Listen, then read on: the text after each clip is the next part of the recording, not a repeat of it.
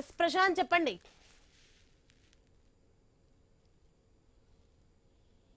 మొత్తానికైతే పూల పండుగ బతుకమ్మ వేడుకలకైతే ఓరుగల్లు నగరమంతా సిద్ధమైంది. చరిత్ర ప్రసిద్ధిగాంచిన 1000 స్తంభాల దేవాలయంలో ప్రతి ఏడాది కూడా మొదటి రోజు ఎంగిలి పూల బతుకమ్మ వేడుకలు అంగరంగ వైభవంగా జరుగుతుంటాయి. ఈసారి రాష్ట్ర ప్రభుత్వం అధికారికంగా నిర్వహించడం కోసమైతే పెద్ద ఎత్తున ఏర్పాట్లు చేశారు. ప్రస్తుతం మనం 1000 స్తంభాల గుడి దేవాలయాల ప్రాంగణం వద్ద ఉన్నాము. అధికారికంగా డిప్యూటీ సీఎంతో సహా రాష్ట్ర మంత్రులంతా కూడా ఈ వేడుకలను ప్రారంభించడానికి ఈరోజు వరంగల్కు వస్తున్నారు. అధికారికంగా రాష్ట్ర ప్రభుత్వము ఈసారి ప్రత్యేకంగా ప్రతి గ్రామంలో బతుకమ్మ వేడుకల కోసం ప్రత్యేక బడ్జెట్ కేటాయించి ఏర్పాట్లు చేస్తున్నారు. అందుకోసము ఇక్కడ కూడా 1000 స్తంభాల గుడిలో ఈరోజు ఇటు నగర పర్యటన అధికారికంగా ప్రారంభించడానికి డిప్యూటీ సీఎం బట్టి విక్రమార్కతో సహా ఇటు మంత్రులు అటు జూపల్లి కృష్ణారావు, పొంగులేటి శ్రీనివాసరెడ్డి, మంత్రి సీతక్క, ఇటు కొండ సురేఖలు ఈ యొక్క వేడుకలను ప్రారంభించడానికి ఇక్కడికి వస్తున్నారు. పెద్ద ఎత్తున ప్రతి ఏడాది కూడా 1000 స్తంభాల గుడిలో అంగరంగ వైభవంగా మొదటి రోజు వేడుకలను ప్రారంభించడం ఇక్కడ ఆనవాయితీగా సంస్కృతిగా వస్తుంది. పితృ అమావాస్య రోజు 1000 స్తంభాల దేవాలయంలో ఇటు ప్రత్యేక పూజలతో పాటు దర్శనాలతో పాటు ప్రతి సంవత్సరం కూడా బతుకమ్మకు పుట్టినిల్లుగా భావించే ఓరుగల్లులో ఈ యొక్క వేడుకలను 1000 స్తంభాల గుడి నుంచే ప్రారంభిస్తారు. చివరి రోజు పద్మాక్షమ్మ దేవాలయంలో సద్దుల బతుకమ్మ ఆడతారు. అయితే మొదటి రోజు ఎంగిలిపూల బతుకమ్మకు సంబంధించి ఇక్కడ జరిగేటువంటి ఏర్పాట్లు కావచ్చు, ఇక్కడ జరిగేటువంటి సంస్కృతి పండుగకు సంబంధించి ఈ దేవాలయ విశిష్టతకు సంబంధించి తెలుసుకునే ప్రయత్నం చేద్దాం. ఇక్కడ అర్చకులు ఉన్నారు, వారితో మాట్లాడిద్దాం. అయ్యగారు చెప్పండి, ఈ యొక్క ప్రతి ఏడాది కూడా ఎంగిలిపూల బతుకమ్మ ఇక్కడ నుంచి ప్రారంభం అవుతుంది. వేలాది మంది మహిళలు ఆడపడుచులు వస్తారు. ఎలాంటి ఏర్పాట్లు ఉన్నాయి, ఏమేమి ఇక్కడ ప్రత్యేకతలు ఉంటాయి? అందరికి కూడా ముందుగా మీ ద్వారా ఎంగిలిపూల బతుకమ్మ అలాగే రేపు జరగబోయేటటువంటి నవరాత్రి శుభాకాంక్షలు తెలియజేస్తూ, అమ్మవారిని ఏ రకంగా పూజించవచ్చు అనే దానికి ప్రకృతి పండుగ అయినటువంటి ఇదే నిదర్శనం. ఈరోజు ఎంగిలిపూల బతుకమ్మ ప్రారంభించేటటువంటి రోజు ముందుగా పెద్దలకు బియ్యం ఇచ్చుకొని పితృప్రసాదంగా భోజనం చేసిన తర్వాత అమ్మవారిని 21 పూలతో అలంకరించి గౌరవం చేసుకొని తదనంతరం సాయంత్రం ప్రదోష వేళ ఆడుకోవడం అనేది పూర్వం నుంచి ఆనవాయితీగా వస్తుంది. అయితే 1000 స్తంభాల దైవం వేదిక అనేది ఎందుకు అంటారు అంటే ఇది చరిత్ర గలది. దాంతోపాటు పూర్వం నుంచి కూడా శివుని దగ్గరనే మొదటి రోజు ఆడాలనేది ఆచారంగా వస్తున్నటువంటిది. ఎందుకంటే గౌరమ్మ అంటే ఆ శివుని యొక్క సతీమణి కాబట్టి అమ్మ అయ్య ఇద్దరు కలిసి కూడా ఆశీర్వదించాలి. మళ్ళీ చివరి రోజు చూడండి, మన దగ్గర పద్మాక్షి దగ్గర ఆడుతూ ఉంటారు, అమ్మవారిని నీళ్ళల్లో వదిలేస్తుంటారు. కాబట్టి అందుకనే మొదటి రోజు వేదికగా చరిత్ర నుంచి కాకతీయుల నుంచి వస్తున్నటువంటి ఆచారంగా భావించి మొదటి రోజు ఇక్కడ ఆడడం జరుగుతుంది. దానికి అనుకూలంగానే ప్రతి సంవత్సరం చేస్తారు. కాకపోతే ఈసారి ఏంటంటే తెలంగాణ రాష్ట్ర ప్రభుత్వం ప్రతిష్టాత్మకంగా తీసుకొని, ఎందుకంటే మహిళపై ఎక్కువగా చొరవ తీసుకున్నటువంటి ఈ ప్రభుత్వం, అలాగే దాంతోపాటు దైవానికి ఆచారానికి ముడిపట్టి, ఎందుకంటే దైవం దగ్గరనే ఏదైనా ఆచారం మొదలవుతుంది, మన ప్రాచీనమైనటువంటి సాంప్రదాయాన్ని మనం కాపాడుకోవాలని మంచి ఉద్దేశంతో ఇక్కడ ఈరోజు ప్రతిష్టాత్మకం చేయడం జరుగుతుంది. ఇక్కడ ఉన్నటువంటి స్థానిక ఎమ్మెల్యే గారు కానివ్వండి, కలెక్టర్ గారు, వీరందరూ కూడా మంచి చొరవ తీసుకొని 10 రోజుల నుంచి ఇక్కడ ఏర్పాటు చేస్తున్నారు. లైటింగ్ వ్యవస్థ కానీ, స్టేజ్ వ్యవస్థ కానీ, కార్పెట్ల వ్యవస్థ కానివ్వండి, అలాగే వచ్చినటువంటి భక్తులకు ఎటువంటి అసౌకర్యం కలగకుండా దాదాపు సుమారు 200 మహిళా పోలీసులు పెట్టడం కానివ్వండి, అలాగే పారిశుద్ధ్య కార్యక్రమాలు కానివ్వండి, దాంతోపాటు నీటి సరఫరా కానివ్వండి, వైద్య సిబ్బంది కానివ్వండి, ఇటువంటి చాలా కూడా ఏర్పాటు చేయడం జరిగింది. ముఖ్యంగా ఏంటంటే పూర్వం నుంచి కూడా ఇక్కడ ఫస్ట్ రోజు మొదటి రోజు ఆడడం అంటే సుమారు 1,50,000 మంది దాకా ఆడేవారు. ఈసారి ఇంత ఏర్పాట్లు చూస్తున్నారు కాబట్టి దాదాపు 3 లక్షలు దాటేటటువంటి అవకాశాలు అయితే ఎక్కువగా ఉన్నాయి. అయితే మనము ఇక్కడ ఉన్నటువంటి 2 అపోహలు ప్రజల మధ్య తీసేయాలి. ఒకటి ఏంటంటే ఈరోజు సూర్యగ్రహణం ఉన్నదా, భారతదేశంలో ఎక్కడ కూడా కనిపించదు. నిస్సందేహంగా ఈరోజు అందరూ కూడా బతుకమ్మ ఆడుకోవచ్చు. దాంతోపాటు ఏంటంటే బతుకమ్మ అనేది 9 రోజులే ఆడాలా అనేది అది ప్రాంతీయమైనటువంటి ఆచారము, వేదానికి శాస్త్రానికి ఎటువంటి సంబంధం లేదు. 29వ తారీఖు సద్దుల బతుకమ్మ అనేది చేయడం జరుగుతుంది. దుర్గాష్టమి రోజే చేయాలి అని చెప్పేసి కొంతమంది ప్రచారం చేస్తున్నారు. ఎటువంటిది కూడా లేదు. సద్దుల బతుకమ్మ అనేది 29వ తారీఖు మీరు నిస్సందేహంగా చేసుకోవచ్చు. ఎందుకంటే మన దగ్గరనే చూసుకున్నట్టుగా అయితే వేములవాడ క్షేత్రంలో 7 రోజులే చేస్తారు. అదే మన దగ్గర చూసుకుంటే 6వ రోజు ఆడము. కాబట్టి దీనికి సంబంధం లేదు. నిర్భయంగా ఆడుకోవచ్చు, అమ్మవారిని ఎట్లయినా కీర్తించవచ్చు. ముఖ్యంగా ఏంటంటే అసలు గౌరమ్మ అంటే మన సంతతి మనకు మాంగళ్య బలము, అలాగే అందరూ కూడా బాగుండాలని చేసేటటువంటిది. ముఖ్యంగా ఏంటంటే మహిళలు కూడా గమనించి అమ్మవారిని తీసుకుని వచ్చేటప్పుడు చెప్పులు వేసుకోకుండా చేతి కాలు కదిలి ఇక్కడ ప్రారంభించిన తర్వాత తెలంగాణ వ్యాప్తంగా కూడా ప్రారంభించడం జరుగుతుందని మీ అందరూ కూడా తెలియజేస్తాం.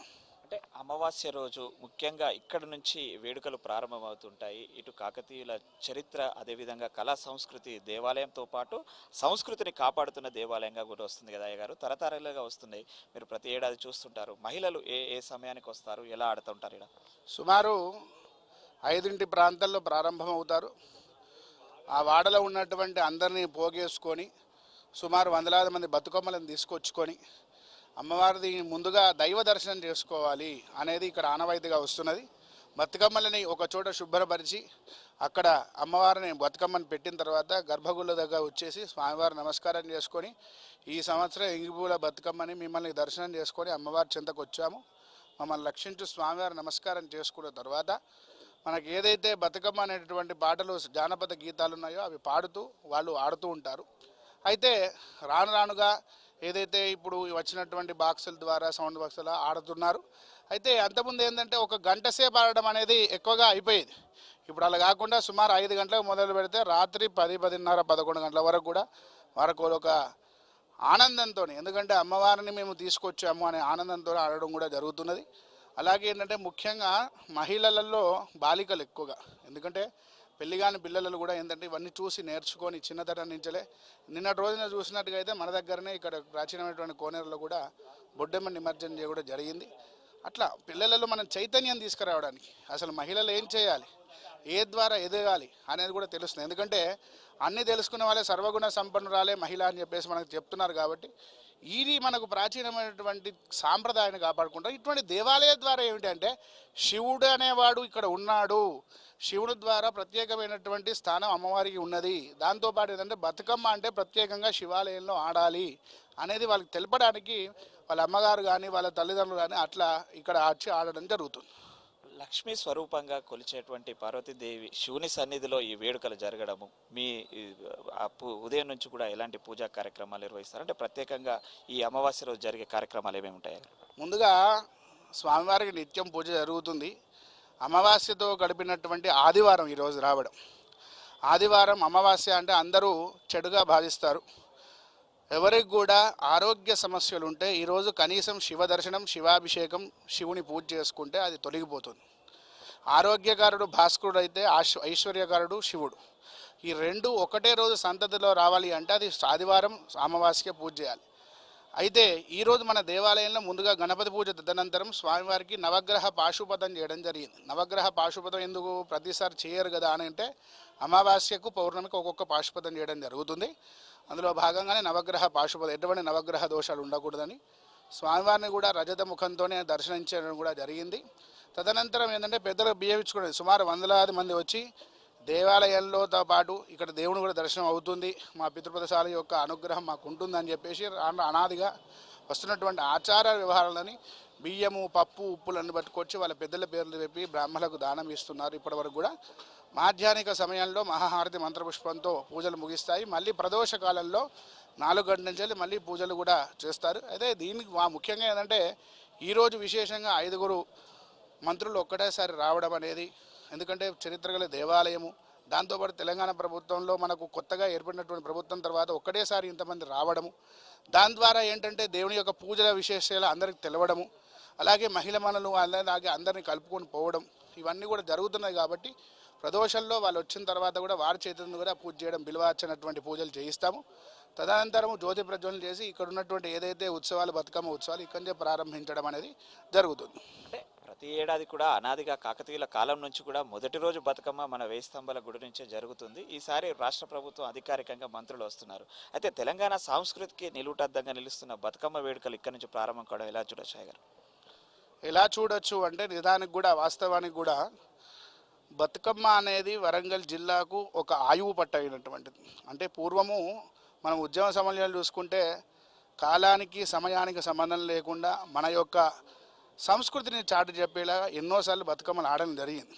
కానీ ఎప్పుడైనా కానీ మామూలుగా చూసుకున్నట్టే శివరాత్రి రోజు శివుని పూజించాలి, దసరా రోజు అమ్మవారిని పూజించాలి అన్నట్టుగా పెత్తరమావాస్య అంటే వెయ్యి స్తంభాల దేవాలయం అనేది ఒక ముద్ర అనేది తెలంగాణలో పడిపోయింది.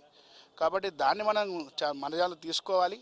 దాంతోపాటు ఏమిటంటే ఇక్కడ రాగానే ముఖ్యంగా వాళ్ళకి జరిగేటటువంటి ఏదైనా ఇప్పుడు బయట మనం బతుకమ్మని చూస్తుంటాం, ఏదో ఆడుతుంటారు కానీ మనసులో చిత్తం శివుని మీద భక్తి చెప్పుల మీద ఉన్నట్టు. కానీ దేవాలయ ప్రాంగణంలోకి వచ్చేసి వాళ్ళకి మనస్సులో భావం అనేది ఎక్కడికి మారుతుందంటే, నేను ఆడేదే ఒక అమ్మవారి చింతన, దాంతోపాటు నాకు సాక్షిగా శివుడు ఉన్నాడు, ఈ యొక్క ఆలోచనతో ఆడతారు. కాబట్టి దానికి ఏమవుతుంది అంటే స్మరణేన వినశ్యది.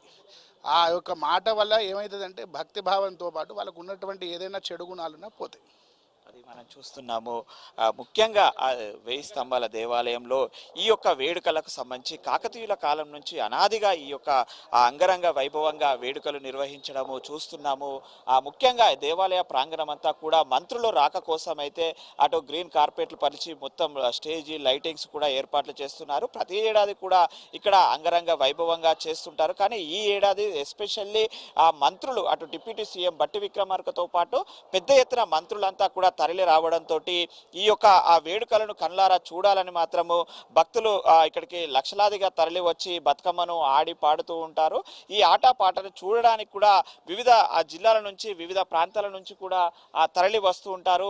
మనం ముఖ్యంగా చూస్తుంటాము వేయి స్తంభాల గుడిలో జరిగే మొదటి రోజు బతుకమ్మ వేడుకలను చూడడానికి అటు తెలుగు రాష్ట్రాల నుంచి తెలుగు రాష్ట్రాల నలుమూలల నుంచి కూడా పెద్ద ఎత్తున ప్రజలు మహిళలు ముఖ్యంగా తరలి వస్తారు.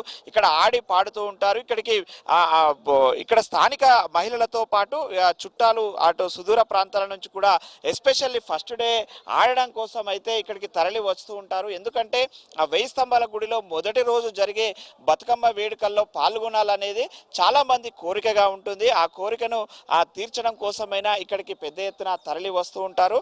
దీంతో అయితే ఈ యొక్క ఆలయ ప్రాంగణము కాకతీయులు నిర్మించినటువంటి ఆ వేయి స్తంభాల గుడి శిల్పకళకు నిలువుటద్దమే కాకుండా తెలంగాణ సంస్కృతి సాంప్రదాయాలకు కూడా నిలువుటద్దంగా నిలుస్తుంది. ఈ యొక్క తెలంగాణ సంస్కృతి గా పిలువబడే బతుకమ్మ వేడుకలకు సంబంధించింది అయితే పెద్ద ఎత్తున ఇక్కడ నుంచి ప్రారంభం అవుతుంది. కాబట్టి ఈ యొక్క వేడుకలకైతే వేయి స్తంభాల గుడి ముస్తాబైంది. పువ్వుల పండుగ తెలంగాణ సంస్కృతిని ప్రతి ఏడాది కూడా బాహ్య ప్రపంచానికి ఇటు మీడియా ద్వారా కావచ్చు ఇటు లైవ్ ద్వారా కావచ్చు బాహ్య ప్రపంచానికి కూడా ఇక్కడి నుంచే తెలంగాణ సంస్కృతిని ప్రతిబింబించేలా ప్రతి ఏడాది కూడా ఇక్కడికి పెద్ద ఎత్తున మహిళలు సాయంత్రం 5 గంటలకు చేరుకొని ఇక్కడ ఆటలు పాటలతోటైతే ఎంతో ఉల్లాసంగా ఉత్సాహంగా బతుకమ్మ వేడుకలను నిర్వహిస్తుంటారు. ఇది తెలంగాణ అనాదిగా వస్తుంది. ఈ యొక్క వేడుకలను మాత్రము ప్రభుత్వం ఈసారి రాష్ట్ర ప్రభుత్వం అధికారికంగా నిర్వహించడంతో మరింత ఆసక్తి పెరిగింది. ఈసారి మహిళా మనులు పెరిగే అవకాశం కూడా ఉంది. క్రౌడ్ కంట్రోల్ కోసం ఇప్పటికే ఇటు పోలీస్ సిబ్బంది ఇటు జిల్లా కలెక్టర్ సారథ్యంలో ఇటు మున్సిపల్ కార్పొరేషన్ ఇటు సాంస్కృతిక శాఖ సంయుక్త ఆధ్వర్యంలోనైతే ఇక్కడ ఏర్పాట్లు నిర్వహిస్తున్న పరిస్థితి అయితే ఉంది. ఇది ఇక్కడ ఉన్నటువంటి తాజా పరిస్థితి. Right, thank you Srinivas.